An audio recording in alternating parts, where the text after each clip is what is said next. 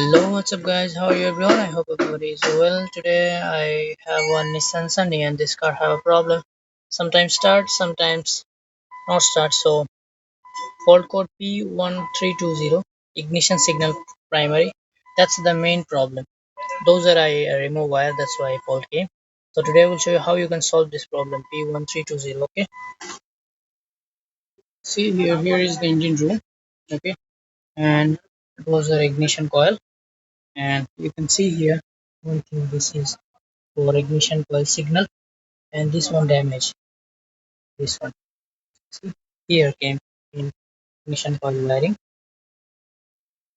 Okay, if your car have same problem, replace the system. Okay, I remove, you can see already inside full dust,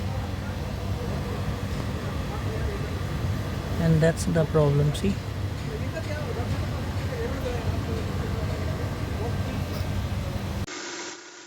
See now I replace another one, use one, and then car start. So if your car has same problem, you have to replace this small relay. Okay.